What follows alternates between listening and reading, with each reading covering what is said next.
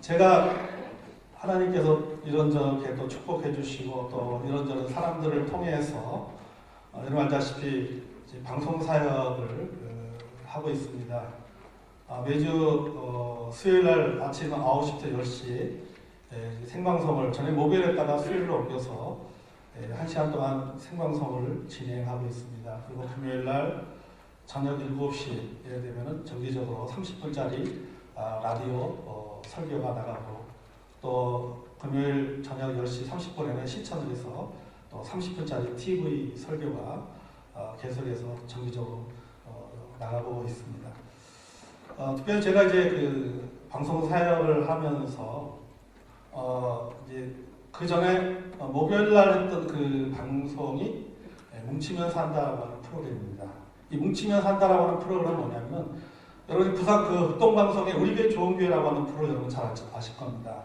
우리교회 좋은교회 프로그램은 그 교회에서 하는 건데 교회에서 하지 않고 그걸 방송 스튜디오로 자리를 옮겨서 진행을 하는 것입니다. 그래서 목사님과 그 다음에 또 교회 여러 재직분들 또 이제 성도들 함께 나와서 보통 한 많게는 한 10분 정도 나오는 분들도 있고 보통 한 5분들이 교회 그 방송이 옵니다. 그러면 진행을 하게 되는데 아까 어쨌든 그 프로가 뭉치면 산다라고 하는 프로그램입니다. 이 프로그램의 특징은 뭐냐면은 부산에 1892개 교회가 있습니다. 등록된 교회가 1892개 교회가 있는데 1892개의 교회 중에 될 수 있으면 이름이 잘 알려지지 않는 교회, 작은 교회들을 방송에 출연시켜서 교회를 찾고 있는 분들이 그 지역에 이런 교회가 있구나 해서 그 교회를 찾아갈 수 있도록 하기 위한 목적으로 그 프로그램들을 진행을 하고 있습니다.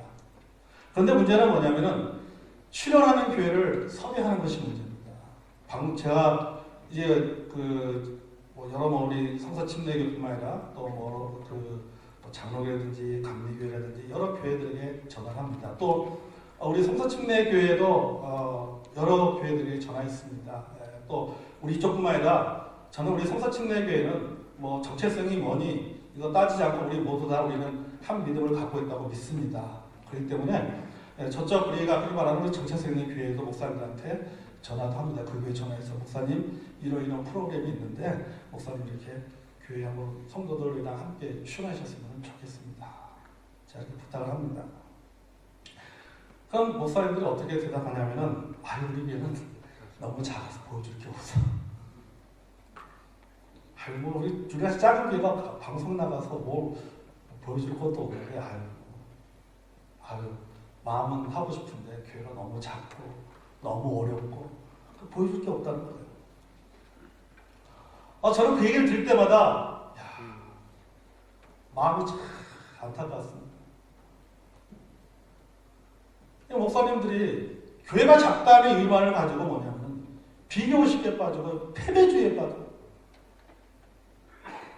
여러분 작은 교회가 보여줄 게 없습니까? 작은 교회는 간증이 없습니까? 아니 그럼 시골에 있는 교회는 뭡니까? 개척교회는 뭐고 상가에 있는 교회는 뭐예요? 여러분 큰 교회는 큰 교회로 보여줄 것이 있고 작은 교회는 작은 교회로 보여줄 것이 있는 것입니다. 왜냐하면 우리 교회는 이렇게 큰 교회든 작은 교회든 그 교회는 목사의 교회도 아니고 집사의 교회도 아니고 성도들의 교회도 아니라 주님의 교회이기 때문인 것입니다. 주님의 교회. 여러분 주님의 교회인데 왜 보여줄 게 없습니까? 큰 교회도 하나님께서 역사하시고 작은 교회도 하나님께서 역사하시고 서울에 있는 교회도 하나님께서 역사하시고 어디 그 나이 아래는 시골에 있는 교회도 하나님께서 역사하시는 겁니다. 큰 교회도 간증이 있는 거예요. 근데 목사님은 이게 너무 작아서 보여줄 게 없어요. 부담스럽습니다. 다음에 할게요. 저는 제가 부산 지역에서 이렇게 방송 사역을 하면서 될 수 있으면 우리 성서침례교회를 방송에 많이 내버리고 싶어요. 많이. 어떻게 하든 자꾸 연결시켜줘서 자꾸 어떻게든 좀 한 번이라도 더 이렇게 방송에 나갈 수 있도록 해드리고 싶은데 문제는 뭐냐면 목사님들과 성도들이 엄청 부담스럽고 나가지 않으려고 이유가 뭐냐면 작다예요. 크면은 나가는데 작다는 거예요. 작다. 작기 때문에 못 나가겠다는 거예요. 여러분, 사실 우리 성서침례교는요 작은 교회로 이루어졌습니다. 큰 교회 한 부서의 숫자만도 못할 교회들 참 많습니다. 안 그렇습니까? 그럼 우리는 작기 때문에 우리 성서침례교는 보여줄 것이 없는 거라는 거죠.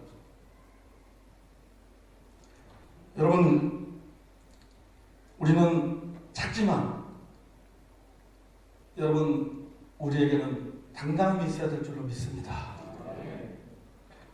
여러분, 교회가 크든 작든 간에 자기가 사역하는 교회, 섬기는 교회에 대한 목회자들은 저는 당당함이 있어야 된다고 믿습니다. 자기 교회에 대한 자신감이 있어야 된다는 사실이죠. 목회자가 본인이 사역하는 그 교회에 대한 자신감이 없다 보니까는 어떤 일이 벌어집니까? 성도들이 자꾸 큰 교회에 기웃기웃거리는 거예요. 큰 교회 자꾸 쳐다봐요. 그리고 큰 교회 목사님, 큰 교회 사역하는 목사님과 본인이 섬기고 있는 교회 목사님을 비교합니다.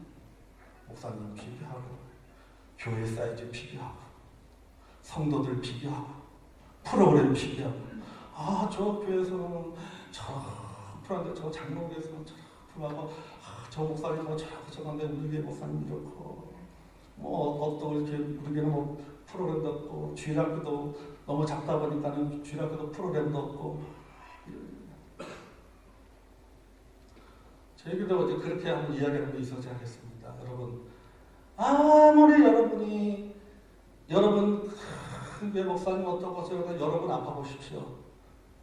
여러분한테 신방하고 기도해 준 사람 누굽니까? 그게 목사님이 아니라 저입니다. 저입니다. 맞잖아요. 아무리 여러분 크게 어떻고 목사님들 해봤자 여러분 그건 다른 게 목사님이지 내 아픈다고 해서 내 도와줄 사람 아니에요. 여러분이 섬기는 교회 목사님 귀하게 여겨야 되고 여러분과 함께 교제하는 성도들 귀하게 여겨야 되고 진짜 여러분이 힘들고 어려울 때 여러분을 위해서 눈물로 기도해주고 여러분 옆에 가서 도와줄 수 있는 사람은 바로 네 옆에 있는 성도고 여러분이 섬기는 교회의 목사님입니다. 저는 오늘 달란트 비유를 이야기를 나누려고 합니다. 여기 여러분 잘 따져요. 5달란트, 2달란트, 1달란트. 저는 이 달란트 그 비유를 우리 성서침례과 연관해서 좀 생각해 보기 원합니다. 사실 교회에도 수적인 달란트가 있다고 저는 그렇게 생각합니다. 5달란트 교회가 있고 2달란트 교회가 있고 1달란트 교회가 있습니다. 근데 이 한 달란트를 가진 교회가 조심해야 될 것이 있습니다. 그것은 바로 뭐냐면 작은 교회 컴플렉스를 조심해야 돼요. 작은 교회 숫자적인 어떤 컴플렉스 여기에 빠지면은 열정을 상실하게 됩니다. 열정을 상실하게 되면 어떻습니까? 패배주의에 빠집니다. 우울증에 걸립니다. 우리 교회는 안 돼. 우리는 할 수 없어. 왜? 작아서 교회도 작고 재정도 작고 성도들도 작고 우리는 할 수 없다고 생각하는 거예요. 할 수 없기 때문에 어떻습니까? 안 하죠. 목사님도 안 하고 성도들도 안 합니다. 교회 성장의 정체가 사라지게 됩니다. 저는 달란트 비유를 말씀을 이렇게 묵상하면서 제일 무서운 말씀은 그 있는 것까지 빼앗긴다는 겁니다. 있는 것까지 빼앗기는 거예요. 그래서 여러분 우리가 이 작은 교회 이 그 컴플렉스 어떤 우리가 그런 달란트 계에서 열등에서 벗어나기 위해서 우리가 좀 세 가지를 생각해 보기로 하는데요. 첫째 뭐냐면 쓸데없는 오해로 인한 비교의식에서 우리가 벗어나야 된다라고 합니다. 우리 목회하는 목사님들 또 우리 비교의식을 가졌으면 안 될 줄은 믿습니다. 우리는 성도들에게 설교합니다. 수없이 설교합니다. 여러분 비교하지 마십시오라고 얘기합니다. 불전화 설교할 때 비교하지 마십시오라고 얘기합니다. 그러면 우리는 어떤가라고 합니다. 성도들에게 비교하지 말라고 하면서 우리는 어떻습니까? 우리는 교회의 크기와 크기를 비교하잖아요. 숫자와 숫자를 비교합니다. 성도들의 능력을 비교합니다. 어느 교회는 뭐 엘트도 있고 이렇게 능력 많은 성도들이 많은데 아이고 우리 교회를 보니까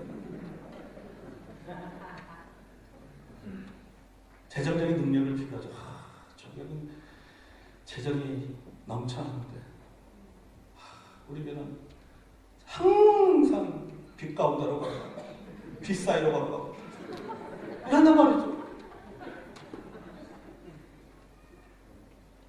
여러분, 꿈의 교회 김학중 목사하고 저하고 나이가 같습니다.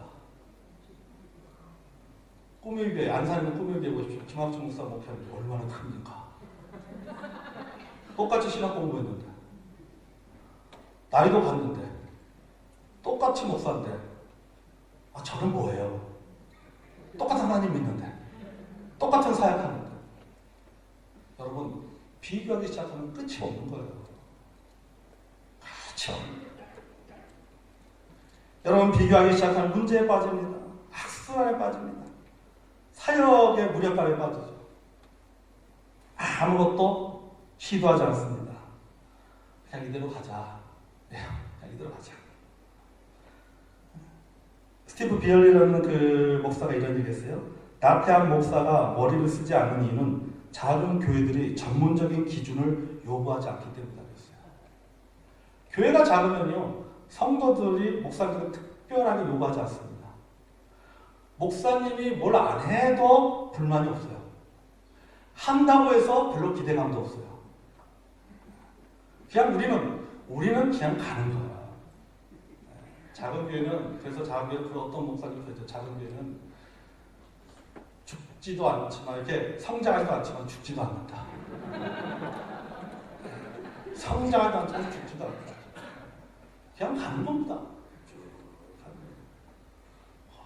특별한 기대도 하지 않고. 왜? 작기 때문에. 우리는 작기 때문에, 우리는 능력이 때문에 우리가 목사님한테 뭐 특별한 기대를 한다는 것 자체가 미안한 거죠. 그리고 목사님도 어떻습니까? 우리 이거 가지고 뭘 해? 그동안 해봤죠. 이것저것 해봤는데 안 되잖아요. 에이, 뭘 해? 그대로 가자. 그게 속 편하다. 좀 가는 겁니다. 여러분, 성경에 보면은 한 달란트 받은 자의 모습이 바로 이런 모습이라고 하는 거죠. 2달란트 받은 자, 5달란트 받은 자, 이런 달란트를 받은 사람들과 자기를 비교합니다. 누구는 2달란트 받고, 누구는 5달란트 받고, 나는 왜 한 달란트밖에 없지? 누구는 개척 한 번 안 하고 교회 후임으로 가고, 누구는 땅바닥부터 개척부터 시작해야 되고, 누구는 시골에서 목회해야 되고, 누구는 서울에서 목회해야 되고. 여러분, 사실 시골에서 목회하는 게 쉽지 않잖아요. 오직하면 부름받아 나서니 뭐 경기도까지만 가오리다. 여러분, 이게 현실입니다. 경기도까지만 갑니다. 제가요, 대전 이남으로 안 내간다 그랬어요. 그래서 제가 부산에 가니까요, 이용상 목사님이 저거 하시면, 유 목사는 항상 여기 대전 밑으로는 절대 안 내려간다고 해서 부산까지 갔어. 그래서 그만큼 여러분 쉽지 않다는 겁니다. 사실은 지방에서 목회하는 게 쉽지 않아요. 부산의 보고만율이 7%입니다. 부산의 방송 관련 대표들, 지사장들이 발령받아서 부산에 내려옵니다. 이제 취임 예배를 드려요. 취임 예배를 드리면 이제 환영사를 합니다. 보통 뭐 이제 부기총이라든지 부산 기독교 청년회 회장이라든지 이제 부산이 굵직굵직한 크게 목사님들이 환영을 합니다. 환영사를 하는데 환영사에 꼭 빠지지 않는 말이 있습니다. 선교지에 오신 것을 환영합니다. 그렇게 선교지에 오신 것을 환영합니다. 7%예요, 7%. 젊은 사람들 다 올라갑니다. 서울 수도권으로 다 올라가요. 대학 간다고 올라가고, 대학 졸업하고, 취업한다고 올라가고, 다 올라가 버려요. 다 올라가요. 그럼에도 불구하고 그 지방에서 꿋꿋하게 목회하시는 분들 대단합니다. 진짜. 저는요, 진짜 저는 그렇게 믿습니다. 저 시골에서, 저 밑에 지방에서 20년, 30년 목회를 한다고 하는 것은요, 그 자리에서 목회한다는 그 한 가지만 해도 그분들은 진짜 우리 성서침례교의 영웅이고 최고 존경받을 분이어야 됩니다. 아멘? 우리 그런 의미에서 허남재 목사님들이 나서요. 이렇게 가겠습니다.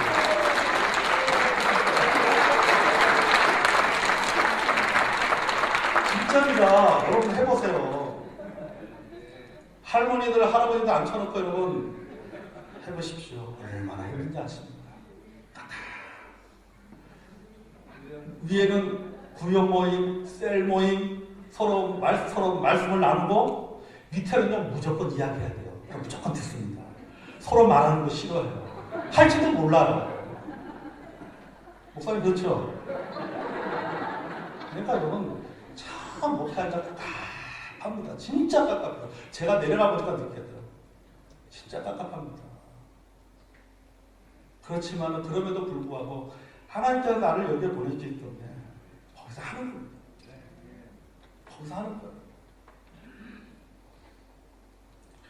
만약에 여러분 이 한 달란트 받은 자처럼 원망하고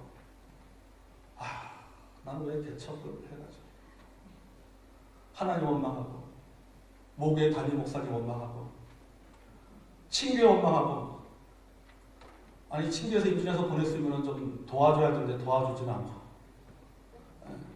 목회 담임 목사님 원망하고 하나님 원망하고 친교에 원망하고 그러면서 거기서 끝나는 게 아니라 원망하고 그 다음에 나오는 거예요. 비판하잖아요.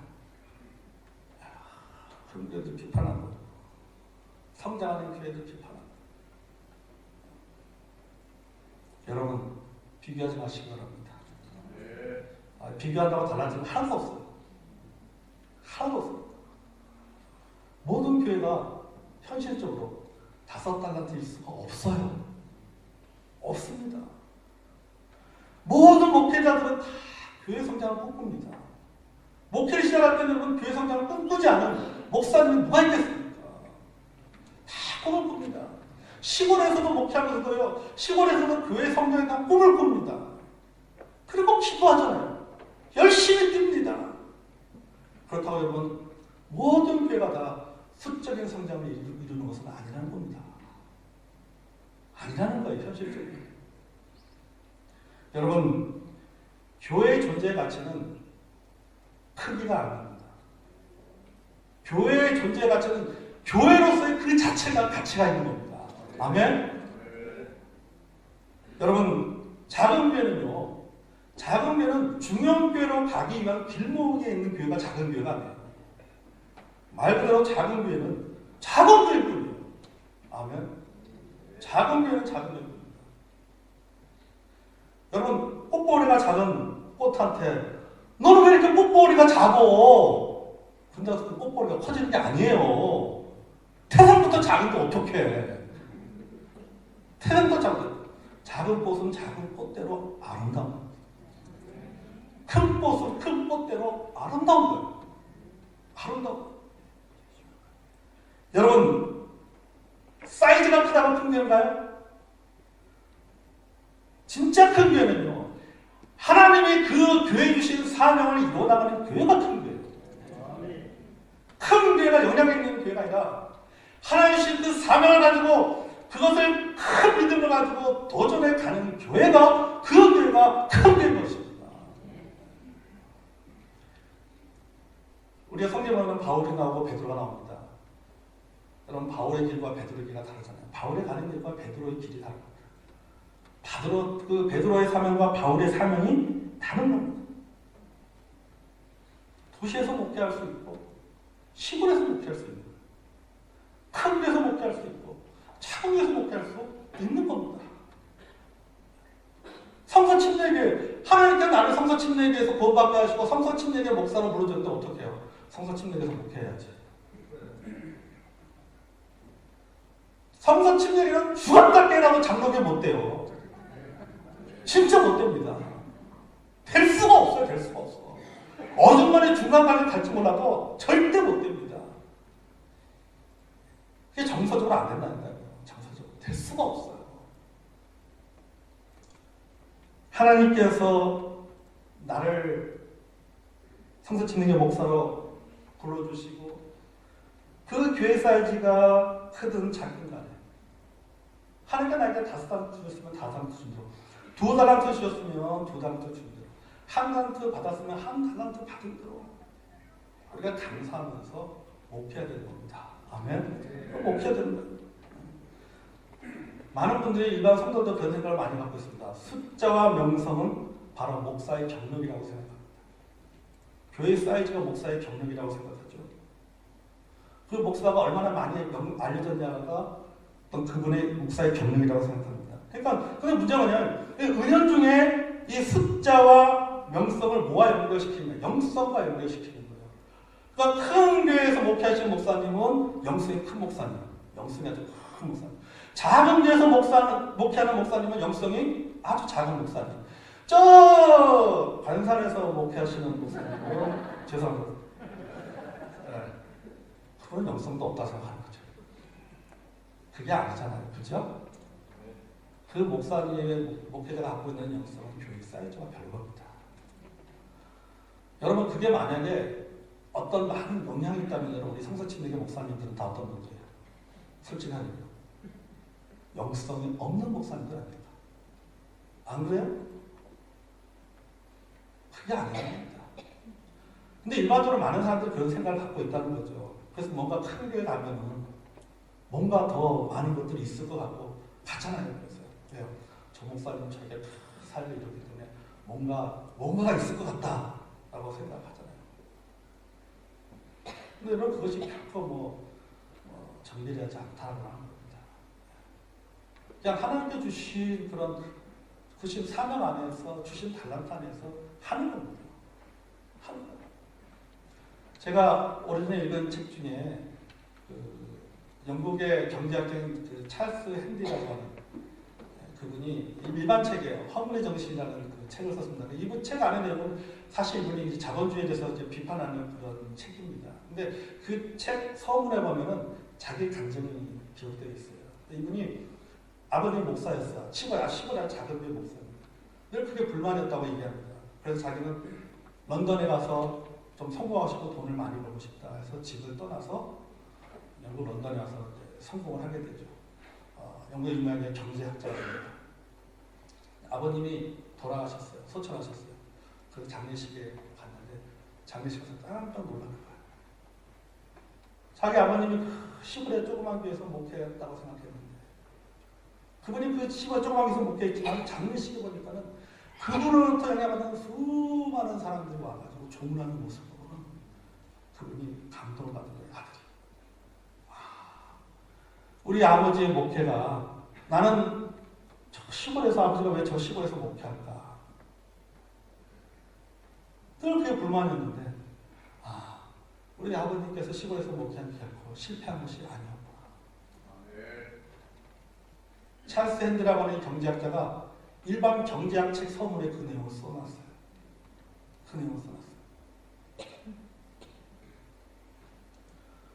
여러분, 비교하지 마시길 바랍니다. 아멘. 비교하지 마세요. 두 번째는 현실을 인식하고 우리가 감사해야 됩니다.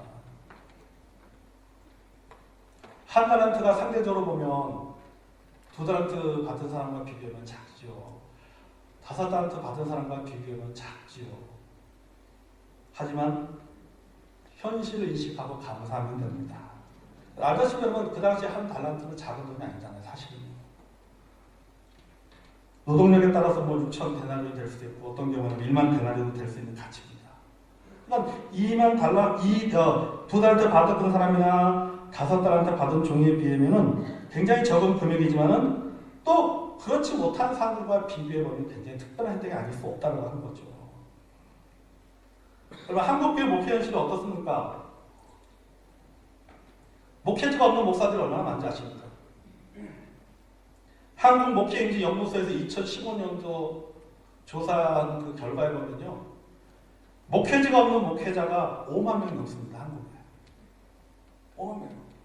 여러분, 목사가 교회에서 목회 안 하면은 뭐 하겠습니까? 운전해야죠. 왜? 봉고차는 많이 벌어왔으니까. 택시 운전. 택시 운전밖에 할 게 없잖아요. 근데 실제로는 택시 운전하는 목사님도 참 많습니다. 진짜 많아요. 여러분 이게 여러분 우리 한국교회 목회의 현실입니다. 여러분 우리는 목사로서 자기의 정체성을 어디서 찾나요? 강단에서 찾습니다. 아멘? 저는 그렇게 믿어요. 내가 목사라고 하는 정체성을 어디서 찾냐면 강단에서 찾나요? 강단에서. 주일날 목사가 주일이 된데도 갈 기회가 없고 주일이 된데도 불구하고 설교할 수 있는 강단이 없다는 것은 얼마나 비참한 겁니까? 진짜 비참한 거예요. 차라리 한 영혼, 두 영혼이 앉아있더라도 그래도 설교하는 것이 낫지. 설교. 저는 그래서요, 우리 목사님들한테 부탁을 드리고 싶습니다. 우리 성서침례 교회 안에서 목회지가 없는 그런 목사님들, 여러분 설교에 많이 초청해 주시기 바랍니다. 여러분 그분들이 그거 설교라도 안 하면 못 삽니다. 힘들어합니다. 목회자라고 하는 정체성을 잊어버리는 거예요. 우울증에 빠지게 됩니다. 그래서 우리는 사실 한번 매주일마다 강단에서 설교를 하니까 어떠면 내가 주일날 강단에 서서 말씀을 전하는 것의 귀중함을 잘 모를 수도 있어요. 왜 항상 하는 거니까. 하지만은 설교하고 싶어도 말씀을 전하고 싶어도 말씀을 전할 수 있는 강단이 없는 목회자에게는요. 그분이 한 번 와서 말씀을 전할 수 있는 기회를 준다는 것은요. 어떤 말보다도 어떤 물질적으로 도움을 주는 것보다 더 큰 힘이 되고 격려가 되고 위로가 되는 거예요. 위로가 되는 거예요. 그래서 저는 우리 목사님들이 그런 목사님들을 위해서 때로는 우리의 강단을 나눌 줄도 알아야 된다고 그렇게 믿습니다. 같이 함께 길을 가는 동료들이지 않습니까? 원로 목사님들도 마찬가지입니다. 여러분 원로 목사님들 보십시오. 주일날 여러분 얼마나 말씀을 전하고 싶겠습니까? 목회 일선에서 물러났지만 사실은 얼마나 말씀을 전하고 싶겠습니까? 그래서 저는 후임 목사님이 목회하는 그 교회에서 말씀을 전하기는 또 부담스러운 부분도 있습니다. 사실은 항상 또 그게 나가기도 좀 그렇고. 그래서 주일 아침 되면 오늘은 어디로 가야 되나? 이 교회 가자니 저 목사님 부담스러워할 거 같고, 저 교회 가자니 또 저 목사님 부담스러워할 거 같고. 해봅니다. 우리 후배 되시는 목사님들, 우리 현재 사역하시는 목사님들이 뭐입니까? 우리가 설교의 자리를 마련해 줘야 된다는 겁니다. 왜요? 그분이 그래도 계속해서 내가 하나님의 종이라고 하는 목회자라고 하는 영적인 정체성을 갖도록 하고 잃어버리지 않고 그것을 계속 갖도록 하기 위해서 우리가 도와줘야 된다는 겁니다. 도와줘야 됩니다. 저는 앞으로 성서침례교회 친교회 여러 목사님들께서 좀 마음을 더 넓혀서 그런 목회지가 없는 그런 목사님들, 설교를 하고 싶은데 설교의 강단에 없는 목사님들을 위해서 여러분 설교 초청을 많이 해주시기 바랍니다. 부탁드립니다. 이런 현실 속에서 여러분 내가 목회할 수 있는 교회가 있고 설교할 수 있는 강단이 있다는 것은 우리 하나님 앞에 감사해야 될 제목입니다. 아멘. 그 교회 성도 숫자가 얼마냐, 적으냐 많으냐 그것을 떠나서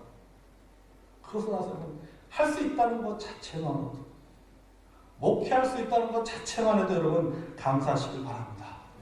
특별히 여러분 성서침례교회 목사님들 더 감사하시길 바랍니다. 여러분 제가요 그게 방송을 이렇게 하고 또 하다 보니까 여러 목사님들을 많이 알게 되고 또 이제 부산 지역의 목사님들 많이 알게 되고 하다 보니까는 사실 우리 한국 교계 소식을 참 많이 듣습니다. 큰 교회, 작은 교회 여러 가지 얘기도 방송에 PD들 이런 사람들은 잘 알잖아요. 소식도 하고 이렇게 밥 먹다 보면 이런저런 목사님 어느 교회가 이렇고 여러분 장로 눈치 보는 목사님들 진짜 많습니다. 진짜 많아요.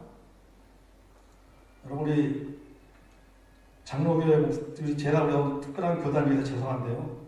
우리 일반 우리 이제 성서침례교회 이제 다뤘던 장로교회 감리교회라든지 이런 목회 목회자가 혼자 결정할 수 있는 것이 사실 별로 없어요. 뭐 어디 한번 가려고 그래도요.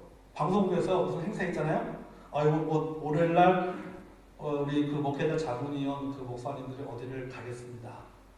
광고를 합니다. 그 다음에 꼭 공문을 보내주십시오. 그래요. 왜? 공문이 와야지 그게 당에서 통과가 돼야 되는 거예요. 뭘 하려고 하면 당에서 통과가 돼야지 가능합니다.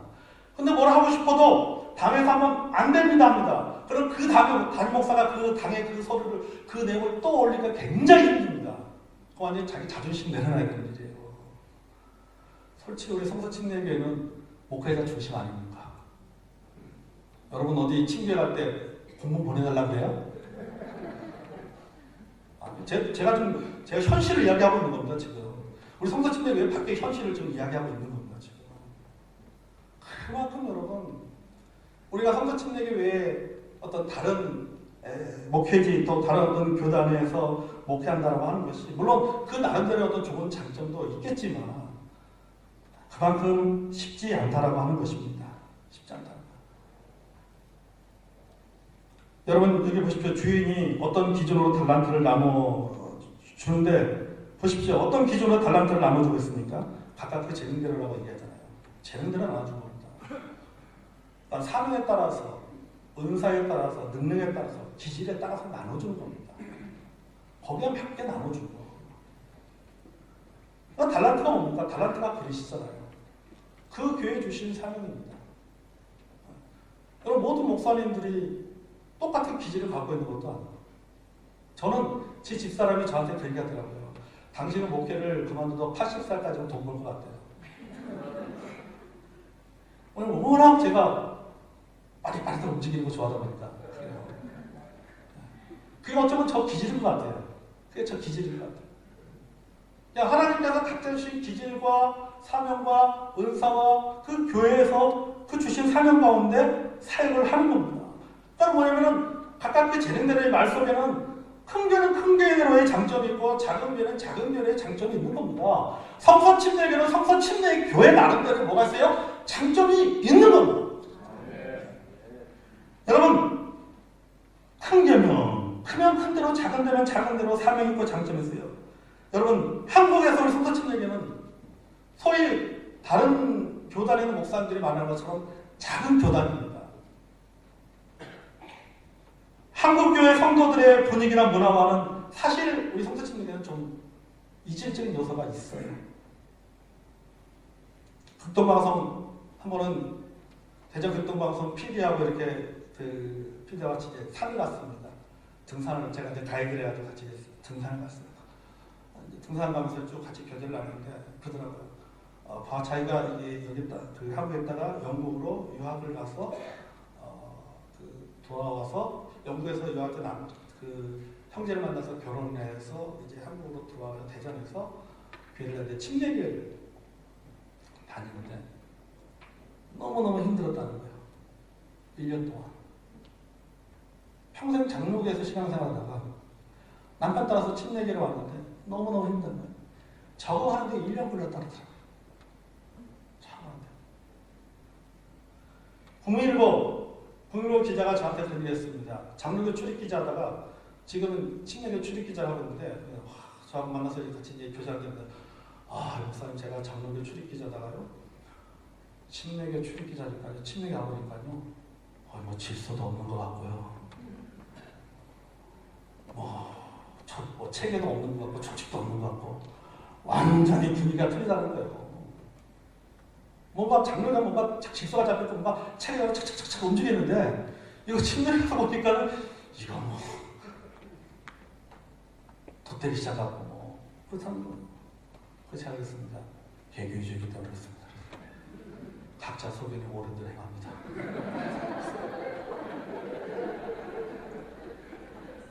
그러니까 여러분 이게 우리의 현실이라는 겁니다. 저희 교회요 사람들이 옵니다. 뭐 설교 듣고 오는 분도 있고 제가 여러분 작년에 정교 500주년 기념으로 해서 저희 교회가 국민일보 1면에 크게 신이 났습니다. 그 신문 기사 보고 너무 좋아서 오시는 분들이 있었어요. 그 신문 보고는 이런 교회도 있구나. 목회하는 설교하는 집사, 아멘하는 목사 해가지고 저희 집사님들이 설교하거든요. 그러니까 너무 신선했던 모양이에요. 그래서 와가지고 그래서 이렇게 왔는데 열심히 교회 다니다가 오늘 갑자기 안 나옵니다. 문자가 왔어요. 죄송합니다. 적응이 안 되면서.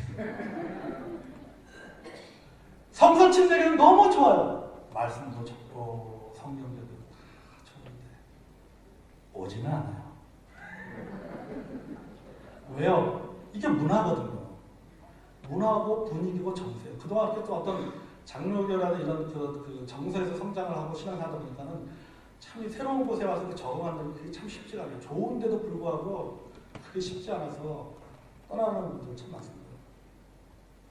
저희가 지금 뭐 새로운 분 지금 3주째 새로 교육에 오시는 분이 있어요.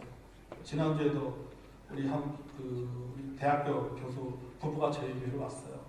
찾다가 침례교를 다니고 싶어서 인터넷 검색하다가 저희 교회를 보고 예배를 드리러 왔어요. 그래서 끝나고 이렇게 교제를 좀 나눴는데 와도 사실은 저분들이 잘 적응할 수 있을까? 장로교에 다니다가 성서 침례 가서 잘 적응할 수 있어요. 그런 염려스러운 마음이 솔직하게 듭니다. 솔직하게. 그만큼 그게 쉽지 않다라고 하는 겁니다. 그런데 이런 어려움에도 불구하고 하나님께서 한국 땅에 성서 침례교를 세워주신 것은 하나님께서 우리 성서 침례교를 통해 이루시고자 하는 삶이 있기 때문에 믿습니다. 삶. 하나님께서 많은 교회들이 있지만 한국 땅에 많은 교회들이 있지만 그럼에도 불구하고 하나님께서 이 한국 땅에 이 어려운 목회 어려운 현실 속에서 성서 침례교를 한국 땅에 세우시고 우리를 성서 침례교의 목회자로 부르신 것은 하나님께서 우리 성서 침례교를 통해서 또 성서 침례교 목사님을 통해서 이루실 사명이 있기 때문에 우리를 부르신 줄로 믿습니다. 그렇기 때문에 우리가 힘들지만 어렵지만 그 길을 가는 겁니다. 그 길은 우리 선배님들이 그 길을 갖고 그 좁은 길을 갖고 우리도 그 길이 힘들지만 때로는 견제할 때도 있지만 다시 원시시키면서 그 길을 따라가는 겁니다. 여러분 이것이 하나님께 우리 주신 사명이고 달란트인 줄 믿습니다. 아멘. 제가요 그 20대 국회가 개헌이 딱 되고 나서 여러분 정의당의 심상정 의원이 인터뷰하는 걸 들었어요. 저는 참 그게 굉장히 감동받았어요. 왜냐하면 여러분들 심상정 의원은 전국구 의원입니다. 다 알려진 의원이지만 사실 소속된 정당은 정의당이잖아요. 상당히 굉장히 진보적인 정당입니다. 그때 YTN에서 인터뷰를 했는데 그 기자가 목사님은 이렇게 목사님 죄송합니다. 그 의원님은 많이 알려진 전국적으로 많이 알려진 분이신데 혹시 이제 옛날 새누리당이라든지 아니면 더불어민주당이라든지 이런 데서 그쪽으로 좀 오라고 제안이 안 들어옵니까? 그러니까 이 심상정 의원이 하는 게 많이 들어옵니다. 그래도 나는 이 당을 떠날 수 없습니다. 왜 떠날 수 없습니까? 나를 국회의원으로 만들어준 데가 바로 정의당이라는 거죠. 그래서 작지만 그래도 자기는 여기 남아서 노동운동을 할 수밖에 없다고. 저는 감동받았어요. 내가 성서 침례교를 떠날 수 없는 이유는 내가 성서 침례교에서 구원받았고 성서 침례교에서 신앙을 했고 성서 침례 목회자가 됐기 때문입니다. 하나님께서 주신 사명이 있기 때문에 힘들지만 어렵지만 그냥 가는 거예요. 가는 거예요. 주님께서 주신 상을 바라보면서 가는 겁니다. 어차피 이 땅에서는 인생은 짧고 천국에서 인생은 길기 때문에 그 긴 것만 생각하고 가는 겁니다. 여러분 셋째 뭐냐면 우리가 자신의 가치를 인식하고 최선을 다해야 됩니다. 여러분 주인이 한 달란트 받은 자에게 요구하는 것은 무엇입니까? 숫자가 아니에요. 영업이익이 아닙니다. 충성입니다. 여러분 목회자는 영업사원이 아닙니다. 목회자에게 요구되는 것은 영업사원으로서 영업 실적을 요구하는 것이 아닙니다. 하나님께서 목회자에게 요구하시는 것은 무엇입니까? 그건 충성입니다. 아멘? 저게 충성이라고 믿습니다. 여러분, 하나님께서 우리 교회 요구하시는 것도 바로 이와 같은 거예요. 충성을 요구하시는 겁니다. 제가 가만히 있어 이 달란트를 한번 생각해 봤어요. 자, 5 나누기 5 달란트를 받았으니까 5 나누기 5는 1. 2 달란트 받았으니까 2 나누기 2는 1. 1 나누기 1은 1. 그런 생각하면서 그래요. 5 달란트 받은 사람은 5 달란트를 받아. 남겼고 2 달란트 받은 사람은 2 달란트를 남겼다는 게 맞고 1 달란트 받은 사람은 1 달란트를 남겼다는 게 맞다. 그런 생각하면서 하나님께서 요구하시는 것은 뭐냐면 그 가치는 5 달란트, 2 달란트 거기에 가치를 두는 것이 아니라 1 달란트의 가치를 둔다. 5 달란트 받은 사람은 5 달란트만큼 해야지 그게 충성이에요. 2 달란트 받은 사람은 2 달란트만큼 남겨야지 그게 충성이에요. 1 달란트를 받은 사람은 1 달란트를 남기는 것이 충성이다. 다시 말해서 하나님이 보시는 충성의 기준은 1 달란트의 그 가치를 두고 있다는 겁니다. 질적인 것을 두고 있다고 하는 겁니다. 1 달란트 받았든지 2 달란트 받았든지 5 달란트 받았지 간에 충성하면 된다는 것입니다. 우리는 작아서 안 되고 성서 침례의 교회이기 때문에 안 되고 돈이 없어서 안 되고 교세가 작아서 안 된다고 여러분 생각하지 마시기를 바랍니다. 안 된다고 생각하기 때문에 아무것도 안 하는 거예요. 아무것도 안 하는 거예요. 아무런 도전도 하지 않습니다. 그러다 보니까는 기회가 와도 기회를 못 잡는 겁니다. 기회가 왔음에도 불구하고 기회를 못 잡는 거예요. 여러분, 우리는 작아서 못한다는 생각을 버리시길 바랍니다. 아멘. 제가 연산교회에서 목회한 지 이제 해수로 10년째 됩니다. 제가 전산교회를 딱 가서 저희 교회가 올해 이제 48년 됐습니다. 제가 하니까 성도님들이 그런 얘기 합니다. 목사님, 우리 교회는 작아서 안 되고요. 별로 배운 것도 없어서요. 안 되고요. 이것도 안 되고 저것도 안 되고. 그래서 우리는 못해요. 그래서 아닙니다. 할 수 있습니다. 할 수 있습니다. 늘 우리 성도들에게 강조하는 게 있었습니다. 처음에 아주 오래전에 그 노병호 목사님께서 말씀을 전하시면서 했던 그 설교 내용 중에 일부가 제 마음을 굉장히 마음이 다가왔어요. 늘 즐겨서도 제가 기억합니다. 말하는 대로 됩니다. 믿는 대로 됩니다. 기도하는 대로 됩니다. 행하는 대로 됩니다. 아멘. 여러분, 여러분, 아멘 하십시오. 제가 저희 교회 성도들한테 아멘을 해서 많이 강조합니다. 아멘 하는 교회 치고 하나님의 축복 안 받는 교회가 없다고 그러죠. 아멘. 여러분, 우리 성서 침례교회도 아멘 많이 해야 돼요. 진짜 아멘 많이 해야 돼요. 제가요, 영광 성서 침례교회 와서 제가 감동받은 것이 있습니다. 저희 목사님한테도 감동받아요. 목사님 말씀을 전할 때마다 성도들이 뭔지 아십니까? 아멘! 그것도 뭡니까? 교회 재직들이 먼저 해요. 엄청 감동받았어요. 이야, 그래, 교회가 저래야 돼요. 우리는 어떠? 그렇죠?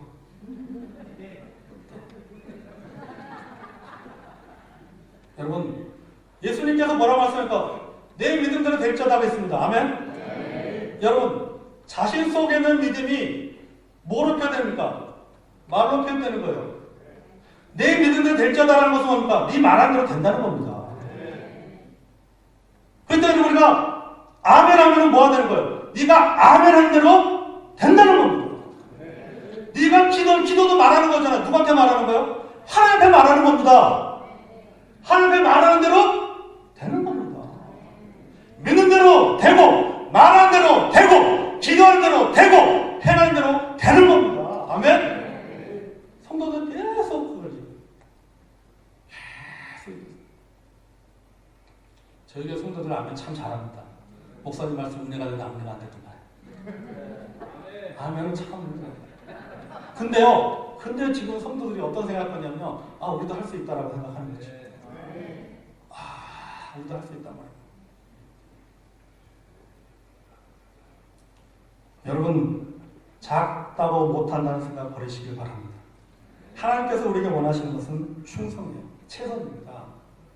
다른 교회하고 비교하고 다른 목회자와 비교하면서 자신의 가치를 여러분 평가하지 마시고 하나님께서 나에게 주신 은사와 사명 안에서 여러분 최선을 다하는 저와 여러분이 되기를 원합니다. 아멘. 네. 여러분, 우리 선배 목사님들 또 우리 동명산 후배 목사님들 우리 기죽지 말고 최선 다해서 목회합시다. 아멘. 네. 성서침례의 목사인 것에 여러분 자랑스럽게 생각하고 우리가 하나님께서 우리에게 주어진 자원에서 최선을 다하는 저와 여러분이 되었으면 참 좋겠습니다. 제가 목사님들 이제 모임에 갑니다. 어떻게 하다 보니까 이제 저도 보니까 함께 하는 건 몰랐는데 어떤 때 막 하다 보니까 이제 뭐 연락이 오고 또 알게 되고 그다음에 어떤 그 관계 때문에 어떤 모임에 나가는 경우도 있습니다. 뭐 어떤 때 한 번씩 국민일보 목회자 포럼을 나가는 거기 뭐 오시는 목사님들 불쭉불쭉합니다. 서강석 목사님, 최영기 목사님, 뭐 부산에도 오면 뭐 큰 교회 많잖아요. 근데 큰 교회 목사님들 뭐 방송 사역하는 목사님들 모임이 있을 때면 갑니다. 가면 여기 딱 명시를 달아요. 연산 성서침례교회 유봉호 목사 그거 달고 갑니다. 근데 다 서로는 다 잘 알아요. 형님 왜? 다 학교 선후배잖아요. 다 거의 학교 선후배고 막 근데 저는 외롭습니다. 외로워요. 자기소개합니다. 연산 성서침례교회 유봉 목사입니다. 성서침례를 아는 분들 참 많이 있어요. 근데 사실 어떤 그 목사님, 부산의 큰 고실청 목사님인데 작년에 부산 기독 그 부기청 회장했던 목사님인데 그분이 성서침례교회 고실보다 더 보수적이지. 좋은 교회. 아니 인정한다니까요. 인정합니다. 굉장히 성서침례가 굉장히 좋은 교회라는 걸 그분들도 사실 인정을 해요. 인정합니다. 근데 그걸 따르고 싶진 않지. 인정하지만. 그냥 막 저는 그때도 기분 좋았다가 막 진짜 서로 아니까 서로 이야기해서 저는 참 외롭습니다. 그때마다 여러분 캔디 노래를 생각합니다. 외로워도 슬퍼도 나는 하루로 그래도 꾹꾹 달려나가 나갈 때는 달려나가 그리고 자랑스럽게 합니다. 성서침례의 목사라는 자랑스럽게 합니다. 비교하면 못 나가요. 1000명 목회, 5000명 목회, 10,000명 하는 목사님들 그 모임 어떻게 나가겠습니까? 100명도 안 되는데 한 교회 부서 숫자가 안 되는데 못 나가요. 비교하기 시작하면 못 나갑니다. 그렇지만 하나님은 하나님께 나에게 주신 삶입니다. 우리에게 주신 삶이 있기 때문에 나가라. 그 교회도 한 교회, 연산교회도 한 교회예요. 하나님은 똑같은 한 교회. 나가는 거예요. 그래서 이야기하는 거예요. 성서침례교회 이야기하고 성서침례 목회자라는 거 이야기하고 유대인의 글 중에 이런 글이 있습니다. 하나님은 우리가 모세같이 되지 못했다고 책망하지 않지만 하나님이 기대했던 우리가 되지 못하면 책망하신다 했습니다. 하나님 우리가 모세가 되기를 원하지 않습니다. 모세가 되지 않았다고 해서 책망하지 않습니다. 그러나 하나님께서 우리 자신에게 기대한 대로 우리가 그대로 되지 못한 것에 대해서는 하나님께서 책망하신다는 사실입니다. 존 오토버가 쓴 선택이라는 책에 보니까는 이런 내용이 있더라고요. 참 마음이 굉장히 내용이 감동을 받았습니다. 평범한 태도로 최상의 문으로 들어가는 것보다 최상의 상태로 평범한 문에 들어가는 것이 더 낫다. 어떤 문으로 들어가느냐 하는 것보다도 어떤 태도로 문에 들어가느냐 하는 것이 더 중요하다. 최상의 태도로 평범한 문에 들어가는 것이 더 낫다는 겁니다. 뭐보다도 평범한 상태로 최상의 문에 들어가는 것보다 더 낫다. 뭐가 중요하다는 겁니다. 태도가 중요하다. 태도. 여러분 회사 입사할 때는요 첫 번째 있어야 할 기준은 뭡니까? 우리가 흔히 말하는 스펙입니다. 능력으로 회사에 들어가는 겁니다. 하지만 그 회사에서 끝까지 가기 위해서 뭐가 필요한 줄 아십니까? 스펙이 아니에요. 태도예요. 태도가 그 회사에서 끝까지 있게 만듭니다. 들어갈 때는 스펙으로 들어가지만 들어가서 회사 생활 때는 스펙이 중요한 것이 아니라 태도가 중요하다. 여러분, 목회도 마찬가지입니다. 여러분, 우리가 20년, 30년 목회하기 위해서는 또 우리 선배 목사님들이 그렇게 힘듦에도 불구하고 20년, 30년, 40년 동안 목회할 수 있던 것은 뭡니까? 하나님을 향한 태도. 사명에 대한 태도가 있기 때문에 그 이렇게 까지 간 겁니다. 여러분, 우리도 선배 목사님들을 본받아서 우리도 그 길을 가야 될 줄로 믿습니다. 말씀을 요약합니다. 여러분, 쓸데없이 비교의식에 사로잡히 마시기 바랍니다. 현실을 인식하면서 감사하시기를 바랍니다. 자신의 가치를 인식하고 하나님께서 내게 주신 목회 현장 속에서 우리가 목양 일념을 가지고 끝까지 최선을 다하는 저와 여러분이 되길 원합니다.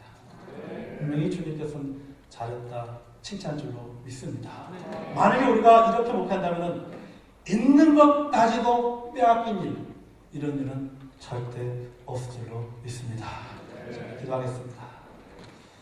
하나님 아버지, 참 부족한 종이 또 우리 귀한 하나님의 사람들 앞에서 또 하나님 주신 깨달음과 말씀의 은혜를 나눴습니다. 하나님 아버지, 참 우리가 가는 길 쉽지 않습니다. 때때로 아버지 하나님, 다른 교회를 쳐다보기도 하고 때로는 성서침례교회 목회를 그만두고 뭔가 다른 곳에 가서 새롭게 한번 목회를 해보고 싶은 그런 유혹도 받을 때가 있음을 주여 고백합니다. 아버지 하나님, 그럼에도 불구하고 하나님께서 늘 마음을 돌이켜 주시고 깨닫게 해주시고, 그래서 아버지 하나님, 힘들지만 어렵지만 또는 때로는 우리 안에 잘못된 모습을 보면서 성서침례교회 목사인 것에 대해서 때로는 후회스러울 때도 있지만, 그럼에도 불구하고 하나님 아버지, 성서침례교회 목회자로서 그 길을 지금까지 갈 수 있도록 도와주신 것 감사합니다. 아버지, 저희들 비교하지 않게 도와주시고 하나님께서 내게 주신 그 목회 현장에 감사히 여기면서 한 영혼 한 영혼의 그 가치를 저희들이 바라보면서 끝까지 충성해가는 우리 모든 성서침례교회 목사님들, 사모님들 다 될 수 있도록 하나님 도와주시옵소서. 큰 교회는 큰 교회대로, 작은 교회는 작은 교회대로, 서울 수도권에 있는 교회들은 서울 수도권에 있는 교회대로, 저기 지방 시골에 있는 교회들은 또 지방 시골에 있는 교회대로 감당해야 될 사명이 있고 이루어야 될 일들이 있기 때문에 하나님께서 교회를 세워주신 줄로 믿습니다. 우리 각자의 목양의 현지에서 아버지, 저희들이 충성하기를 원합니다. 아버지 하나님 도와주셔서 하나님 그 목회 현장 속에서 또 귀한 열매로 하나님 앞에 영광 돌리고 더 힘있게 사역하는 우리 모든 성서침례교회 목사님들 될 수 있도록 도와주시옵소서. 예수님의 이름으로 기도하옵나이다. 아멘.